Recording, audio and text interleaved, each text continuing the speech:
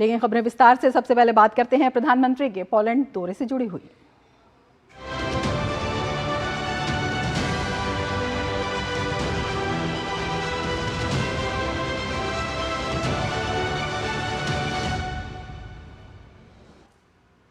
प्रधानमंत्री नरेंद्र मोदी पोलैंड के आधिकारिक यात्रा पे हैं। वे आज वार्सा में पोलैंड के प्रधानमंत्री डोनाल्ड टस्क के साथ प्रतिनिधि मंडल स्तर की वार्ता करेंगे। दोनों नेता द्विपक्षीय संबंधों की समीक्षा करेंगे और कई महत्वपूर्ण मुद्दों पर चर्चा करेंगे। दोनों पक्षों के बीच बैठक में अन्य विकल्पों पर भी बातचीत होगी। प्रधानमंत्री मोदी पोलैंड के राष्ट्रपति आंद्रेज डूडा से भी मुलाकात करेंगे। इससे पहले प्रधानमंत्री का औपचारिक स्वागत किया जाएगा। वे अज्ञात सैनिकों के स्मारक पर पुष्पांजलि अर्पित करेंगे। प्रधानमंत्री व्यापारिक नेताओं और पोलैंड के गणमान्य लोगों के साथ बातचीत करेंगे।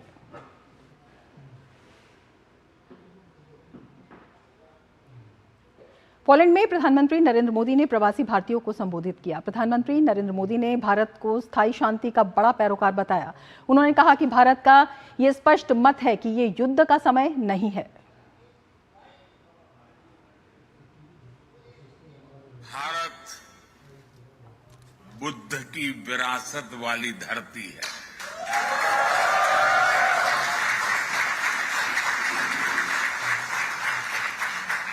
और जब बुद्ध की बात आती है तो जो युद्ध नहीं शांति पर विश्वास करती है।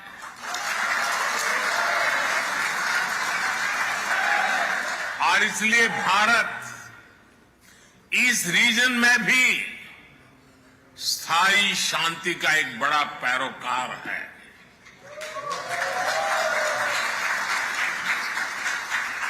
भारत का मत एकदम साफ है। ये युद्ध का युग नहीं है।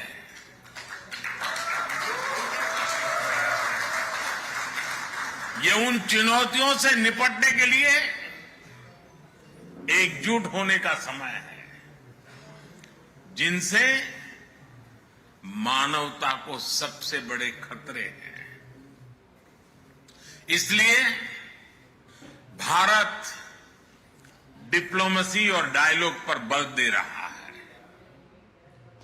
पोलैंड के अलग अलग हिस्से से बड़ी संख्या में युवा भी प्रधानमंत्री को सुनने के लिए आए। आईटी क्षेत्र में काम कर रहे युवाओं का मानना है कि आज दुनिया में भारत की पहचान अलग है। उनका मानना है कि एआई के क्षेत्र में भारत तेजी से तरक्की कर रहा है, जो आने वाले समय में युवाओं के सपनों को पूरा करेगा। को पहली बात तो यहाँ आने के लिए बहुत बहुत धन्यवाद, क्योंकि इतने वर्षों बाद कोई भारत से प्रधानमंत्री यहाँ पे आए। और जैसा आपने बताया, उन्होंने टेक्नोलॉजी की बात की और भारत की सौर ताकत की बात की और इतने अच्छे आंकड़े, इतने अच्छे फैक्ट्स उन्होंने दिए कि भारत मोर देन 100 से ज़्यादा उपग्रह जो है लेकर के गया। और उन्होंने अन्य जो है एआई की बात की। वो बहुत ही आगे देश को बहुत ही आगे ले जाने वाला है। और यहाँ पोलैंड में भी हम लोग, जैसे कि मैं खुद तकनीकी में और एआई में काम कर रहा हूँ, तो बहुत ही जब ये मैं देखता हूँ तो भारत का जो फ्यूचर है, भारत का जो भविष्य है, वो बहुत ही सुखद और सुंदर दिखाई देता है। और मोदी जी ने बहुत सारी जो भी बातें की, उनकी जो बातें थी वो बहुत ही साक्ष्यों के साथ और बहुत ही आंकड़ों के साथ उन्होंने रखा, प्रस्तुत किया। और निश्चित ही भारत का फ्यूचर, भारत का भविष्य न कि भारत में बल्कि पूरे दुनिया में जो है बहुत ही सुदृढ़ होने वाला है। और भारत फिर से बहुत बड़ी ताकत बनके उभरेगा और टेक्नोलॉजी में हम बहुत प्रोग्रेस करेंगे। मैं बस इसे 2 लाइनों में समराइज करना चाहूँगा कि जिस ऊर्जा और उत्साह के साथ जो है मोदी जी ने आज भाषण दिया और जिस ऊर्जा के साथ वो नेतृत्व कर रहे हैं, तो मुझे ऐसा लगता है कि आने वाले 20 सालों में पूरा विश्व ही अखंड भारत होगा। ऐसा मेरा मानना है। ये आपने देखा, जो युवा पहुंचे थे प्रधानमंत्री नरेंद्र मोदी को सुनने के लिए, इनका ये मानना है कि जो फ्यूचर है वो भारत का है। तकनीक के क्षेत्र में या भारत जिन दूसरे क्षेत्रों में तेजी के साथ काम कर रहा है। और युवाओं का ये भी कहना है कि आने वाला जो वर्ष है या जो आने वाला समय है वो भारत का समय है। कैमरामैन अंकुर के साथ Neeraj Singh, DD news, Poland. प्रधानमंत्री नरेंद्र मोदी के संबोधन के बाद पोलैंड में मौजूद हमारे संवाददाता विशाल बैरिस्टो ने पोलैंड के उप विदेश मंत्री वाटेस्ला बाटोस्वेस्की से बात की। भारतीय प्रधानमंत्री की आगामी यात्रा को लेकर विदेश मामलों में उप विदेश मंत्री ने कहा कि पोलैंड और भारत के बीच आर्थिक संबंधों को मजबूत करने में ये यात्रा सहायक होगी। उन्होंने बताया कि पोलैंड भारत की रूस यूक्रेन युद्ध के प्रति कूटनीतिक दृष्टिकोण की सराहना करता है। इस यात्रा से दोनों देशों के बीच सहयोग को बढ़ावा मिलेगा और आर्थिक अवसरों में भी वृद्धि होगी। It feels great. It's got Polish flags and Indian flags. It's a cooperation that's made by somebody who lives and works in Poland as an Indian. We have a very large community here, and this speech we had 500 Indians shouting vigorously with delight when Mr. Modi, the Prime Minister, was making a very upbeat speech about the current situation of India, the future of India, the future of the world, and cooperation with Poland, which he's visited after 45 years of not having the Indian Prime Minister. और भी बताएंगे इस दौरे के बारे में, इसीलिए वारसा से हमारे साथ जुड़ रहे हैं हमारे संवाददाता नीरज सिंह, और हमारे साथ खास मेहमान भी हैं doctor Rajan Kumar, school of international studies JNU। सबसे पहले नीरज आपके पास ही आती हूँ, आपसे सबसे पहले ये जानना चाहेंगे किस तरह से आप महसूस कर रहे हैं वहाँ पर दोनों देशों में संबंधों की गर्माहट को। देखिए बिल्कुल, और ये गर्माहट आप देखें कि प्रधानमंत्री जब यहाँ पर पहुंचे और भारत के जो लोग जो यहाँ पर पोलैंड में रह रहे हैं वो एक लंबे अरसे से इंतजार कर रहे थे। पोलैंड के लोग भी ये बोल रहे थे कि भारत से प्रधानमंत्री यहाँ पर आ रहे हैं नरेंद्र मोदी, तो ये हमारे लिए गर्व की बात है। और दूसरा आप देखें कि जिस तरीके से प्रधानमंत्री यहाँ पर पहुंचे और जो 3 मॉन्यूमेंट्स जिनसे भावनात्मक रूप से पोलैंड और भारत का जुड़ाव रहा है, पहला बार है कि कोई प्रधानमंत्री उस जगह पर पहुंचा है। भारतवंशियों को संबोधित करते हुए उन्होंने बताया कि ये लोग भारत के ब्रांड एम्बेसडर हैं और कई सारी बातों का जिक्र किया। खासतौर से आप देखें कि आज प्रधानमंत्री यूक्रेन जाने वाले हैं और आज भी प्रधानमंत्री की पोलैंड के जो प्रधानमंत्री हैं और राष्ट्रपति हैं उनके साथ मुलाकातें, कई सारे मसलों पर बातचीत हो सकती है। कल अपने संबोधन में प्रधानमंत्री ने इस बात का जिक्र किया कि ये युद्ध का युग नहीं है और शांति का युग है और इस रीजन में शांति होनी चाहिए, ये बड़ी बात है। यानी यूक्रेन यात्रा पर जाने से पहले प्रधानमंत्री का ये संबोधन बताता है कि प्रधानमंत्री चाहते हैं कि इस क्षेत्र में भी शांति हो, इस क्षेत्र में भी जो विकास के जो दूसरे पैमाने जो यूरोपियन देशों में है उसी तरीके से आगे रहे। आप देखें कि दुनिया के कई सारे हिस्सों में, अलग अलग हिस्सों में तनाव बना हुआ है और उस स्थिति में प्रधानमंत्री का ये वक्तव्य यूक्रेन जाने से पहले अपने आप में बढ़ाया है। और आज का दिन आप देखें कि जो अननोन सोल्जर मेमोरियल है, प्रधानमंत्री वहां पर जाएंगे जहां पर पोलैंड के अलग अलग सैनिकों ने कई सारी लड़ाइयों में अपना जो सर्वोच्च बलिदान है वो दिया है और उस सर्वोच्च बलिदान को देते समय उनका जो नाम है या ये कहें कि उनकी जो पहचान है वो नहीं हो सकी, लेकिन उनकी याद में अननोन सोल्जर जो मेमोरियल है वो बनाया गया है, वहां पर प्रधानमंत्री जाएंगे। तो आज का दिन भी काफी कह सकते हैं कि व्यस्त दिन है। बिजनेस कम्युनिटी के जो लोग हैं, कुछ सीईओज हैं, उनसे प्रधानमंत्री की मुलाकात होगी तो दोनों देशों में व्यापार को किस तरीके से आगे बढ़ाया जा सकता है, किस तरीके से दूसरे क्षेत्रों में पोलैंड और भारत मिलकर काम कर सकता है, इन तमाम पहलुओं पर प्रधानमंत्री आज चर्चा करेंगे और बातचीत करेंगे। बिल्कुल, डॉक्टर राजन भी हमसे जुड़ गए हैं। डॉक्टर राजन, आपके पास आना चाहेंगे। 45 वर्षों के बाद किसी भारतीय प्रधानमंत्री की ये यात्रा अपने आप में कई दृष्टिकोण से अहम है। किस तरह से इसे देखते हैं जब हम संबंधों की बात करते हैं, जब हम कूटनीति की बात करते हैं और जब हम वैश्विक परिदृश्य में भारत की स्वीकार्यता की बात करते हैं?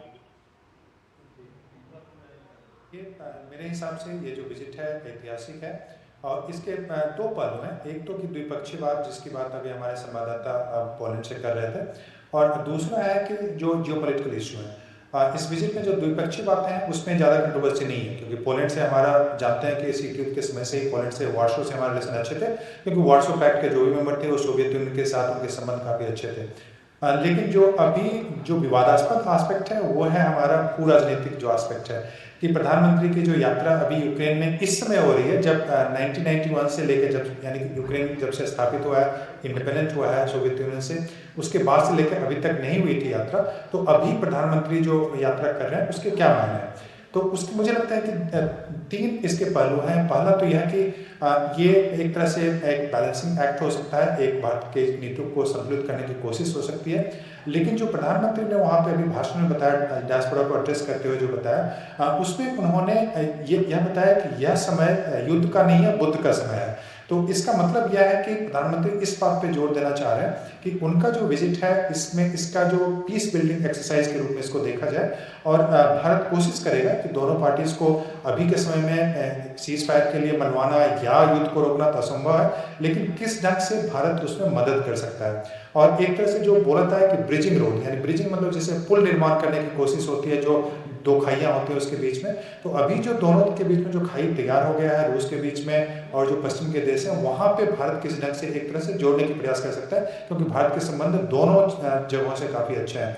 यही नहीं, एक और ब्रिजिंग का काम हो रहा है, वो है कि भारत चूंकि ग्लोबल साउथ का एक लीडिंग कंट्री है, वैश्विक दक्षिण का सबसे एक इम्पॉर्टेंट कंट्री है आज के समय में, और वैसा देश जिसने कि किसी का साइड नहीं लिया, वो चीन जैसे साइड ले लिया, तो चीन को वैश्विक दक्षिण का रिप्रेजेंटेटिव नहीं माना जा सकता है। तो भारत ने ऐसा पोजीशन में आया था, एक इंडिपेंडेंट था, और वेस्ट और जो ग्लोबल साउथ है इसके बीच में भी एक जो खाई है उसको भरने की कोशिश, एक तरह से उसको ब्रिज करने की कोशिश किया था, क्योंकि इस वॉर से सबसे बड़ी दिक्कत जो हो रही है वो वैश्विक दक्षिण के देशों का हो रहा है। आप जान रहे हैं कि इन्फ्लेशन काफी हाई हो गया है, इन्वेस्टमेंट कुछ देशों में रुक गए हैं, कितने देशों में आपने देखा, पाकिस्तान, श्रीलंका, मालदीव से लेकर कितने देशों में इस ढंग के क्राइसिस हो गए हैं। तो उन सारे देशों में जो इसके प्रभाव पड़ रहे हैं, जो यूक्रेन में वॉर हो रहा है, फिर इजराइल और गजा के बीच में जो हो रहा है, उसके जो दुष्प्रभाव है उसको कैसे रोका जा सकता है, उसको कम कैसे किया जा सकता है। तो एक तरह से जो ये ग्लोबल साउथ के इश्यूज हैं उसको भी उन्होंने अपने डायस्पोरा का जो भाषण हुआ था उसमें उन्होंने रखने की कोशिश की है।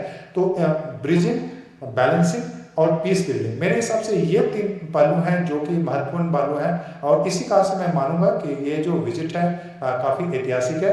और अगर आप मुझे समय देंगे तो एक और मायने में यह यात्रा प्रधानमंत्री की बहुत ही महत्वपूर्ण है, क्योंकि अभी तक आप देखेंगे कि कोई भी जो युद्ध होता था कहीं भी, तो भारत की नीति यह थी कि भारत उससे डिस्टेंट रहेगा, किसी का साइड नहीं लेगा, और कभी भी भारत ने, आपने देखा 1991 से लेकर अभी तक मैं बात करूं, तो निगोशिएट करने का या पार्टीज को एक साथ लाने की कोशिश नहीं किया था। इस युद्ध में भी भारत ने ना तो टर्की की तरह कोई प्लेटफॉर्म देने की कोशिश किया, ना ही चीन की तरह कोई प्रपोजल, पीस प्लान कोई देने की कोशिश किया। यह पहली बार आप देख रहे हैं पिछले लगभग 30-35 वर्षों में कि भारत की नीति में एक परिवर्तन दिख रहा है, जब भारत यह कोशिश कर रहा है कि हम एक ग्लोबल जो निगोशिएशन है उसके लिए हम किस ढंग से कोई रोल प्ले कर सकते हैं। यह अभी तक बहुत ज़्यादा क्लियर नहीं है कि भारत कैसे रोल प्ले करना चाहता है, कोई प्रपोजल नहीं है, कोई ड्राफ्ट प्लान नहीं है, कोई आउटलाइन अभी तक नहीं है। लेकिन मुझे लगता है कि जो प्रधानमंत्री का जो वहाँ एड्रेस था उसमें इसकी भी कोशिश हुई है कि भारत इस चीज़ को बताना चाह रहा है कि भारत एक इंडिपेंडेंट पावर है, एक ग्लोबल पावर है, और हम किसी भी देश में अब ग्लोबल रोल प्ले करने के लिए तैयार होना चाहता है। क्योंकि कई बार भारत को लेकर यह क्रिटिसिज्म भी होता रहा है कि भारत अपनी जो वैश्विक जिम्मेदारियां हैं उसको लेने की कोशिश नहीं करता है कई बार। हालांकि उसको हम लोग बोलते थे पहले कि हमने पीस कीपिंग फोर्सेस कई जगहों पे भेजा है, यूएन को सपोर्ट करते हैं, रूल ऑफ लॉ को सपोर्ट करते हैं, लेकिन डायरेक्ट जो रोल होना चाहिए, चाहे वो अफगानिस्तान में या सीरिया, इराक इत्यादि जगहों में, गजा में, वो हमने पहले कोशिश नहीं की थी। अगर यहाँ पे कोशिश हो रही है, अंदर में वार्तालाप कराने की कोशिश भारत अगर कर रहा है, मुझे नहीं पता ऐसा हो रहा है कि नहीं, लेकिन अगर कर रहा है तो ये एक इंपॉर्टेंट ग्लोबल अचीवमेंट होगा, और भारत को ग्लोबल रोल एक्सेप्ट करने में मुझे लगता है कि भारत की भूमिका को बढ़ाने में एक बहुत इंपॉर्टेंट रोल प्ले करेगा। बिल्कुल, काफ़ी महत्वपूर्ण है। हमारे संवाददाता नीरज भी हमारे साथ बने हुए हैं। नीरज, जैसे हम देख रहे हैं कि अलग अलग दृष्टिकोण से ये दौरा जो है बेहद महत्वपूर्ण है। अगर हम आर्थिक पक्ष की बात करते हैं तो व्यापारिक साझेदारी की अगर हम बात करें, या फिर निवेश की बात करें, या फिर जो आदान प्रदान है रिसोर्सेज का उसकी बात करें, उसको लेकर किस तरह से ये मजबूती प्रदान करता दिखाई देता है? देखिए, आप अगर देखें रमा के मध्य और पूर्वी यूरोप में जो सबसे बड़ा व्यापारिक साझेदार है वो पोलैंड ही है भारत का। और जिस तरीके से प्रधानमंत्री आज पोलैंड के जो कुछ सीईओज है कंपनी के, उनसे मुलाकात करेंगे, तो निश्चित तौर पर जो हमारे व्यापारिक संबंध है उनको और ज्यादा सुदृढ़ करने की कोशिश प्रधानमंत्री नरेंद्र मोदी की रहेगी। इसके अलावा आप देखें कि पोलैंड जो खाद्य प्रसंस्करण के क्षेत्र में काफी तकनीक में आगे है पोलैंड, और अगर ये तकनीक भारत के पास आती है और इसका लाभ भारत के किसानों को मिलता है, तो और ज्यादा कह सकते हैं कि किसानों का फायदा हो सकता है। इसके अलावा आप देखें कि कूटनीतिक रूप से और सांस्कृतिक रूप से भी भारत और जो पोलैंड है उसके रिश्ते हमेशा से काफी मजबूत रहे। आपने देखा भी होगा कि किस तरीके से द्वितीय विश्व युद्ध के समय भारत के जो सैनिक हैं वो पोलैंड के सैनिकों के साथ मिलकर उन्होंने लड़ाइयां भी लड़ी हैं। दूसरी सबसे महत्वपूर्ण बात है कि पोलैंड के जो निवासी द्वितीय विश्व के समय जिन्हें अपना देश छोड़ना पड़ा था, किसी भी देश ने उनके लिए आगे हाथ नहीं बढ़ाया, लेकिन जामनगर के महाराज और इसके अलावा कोल्हापुर के जो महाराज हैं उन्होंने आगे बढ़कर न केवल जो यहाँ से पोलैंड से जो लोग गए थे उनके लिए तमाम इंतजाम किए, कैंप बनाए, उनके लिए शिक्षा, खाने पीने, तमाम चीजों की जो व्यवस्था है वो की। तो भारत और पोलैंड के निश्चित तौर पर रिश्ते काफी पुराने हैं और इन रिश्तों को और ज्यादा गहराई प्रधानमंत्री की यात्रा देगी। निश्चित तौर पर व्यापारिक लाभ भी होगा। प्रधानमंत्री ने जिस तरह से जिक्र किया कि AI के क्षेत्र में आने वाले 2-3 सालों में जो भारत है वो काफी तेजी से तरक्की करेगा। Make in India, made in India और यहाँ तक कि स्पेस स्टेशन तक की बात भारत ने कही, तो ये बताता है कि इसरो किस तेजी के साथ काम कर रहा है और यहाँ पर निवेश की अपार संभावना है। तो निश्चित तौर पर प्रधानमंत्री जब CEOs के साथ बैठक करेंगे या प्रधानमंत्री और पोलैंड के राष्ट्रपति के साथ बैठक करेंगे तो इन मसलों पर भी जरूर चर्चा करेंगे। बिल्कुल राजन जी, आपके पास आना चाहेंगे। जिस तरह से हमारे संवाददाता भी बता रहे हैं और ये सबको पता है कि एक पोलैंड के साथ भारत की इमोशनल बॉन्डिंग है, एक भावनात्मक संबंध है जो समय के साथ और मजबूत हुआ है।